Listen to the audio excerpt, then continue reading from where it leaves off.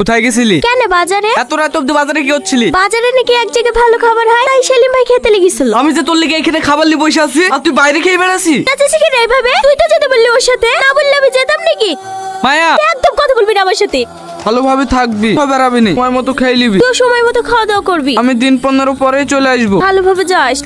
আসো আসো ভাবি। দাও তোমার খাবার। এই বললো কেমন হয়েছে? এত সুন্দরী মেয়ের হাতের রান্না কোনোদিন খারাপ হতে পারে? থাক থাক, অত মিথ্যে প্রশংসা করতে হবে না। তোমার জন্য একটা জিনিস এনেছি। এটা তো সোনা। হ্যাঁ, তোমার জন্য পছন্দ করে এনেছি। কিন্তু এটা তো অনেক দামি। তোমার থেকে বেশি না।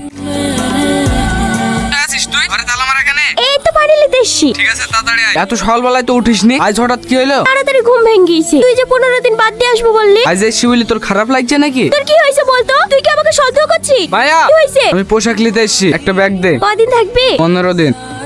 আমার আর ভালো লাগছে না, চলো না আমরা বিয়ে করে ফেলি। আমরা কালকে এখান থেকে পালিয়ে যাব আর আমাদের নতুন সংসার শুরু করব। আমি অনেক স্বপ্ন দেখি জানো, আমাদের একটা বড় বাড়ি হবে, সুখে সংসার হবে। কেউ ভাবি আমি তোমাকে রানী বানিয়ে রাখবো। কথা দাও, এই হাত কখনো ছাড়বা না। কথা দিলাম। দেখ না ভাই, কাল থেকে আমি মায়াকে ফোন করছি, একবারও রিসিভ করছে না। ব্যস্ত আছে হয়তো, দেখ। এত ফোন আসছে, ফোনটা ফেলে দিতে পারছো না? ফেলে দেবো? হ্যাঁ ফেলে দাও, আমি তোমাকে একটা ভালো ফোন কিনে দেবো।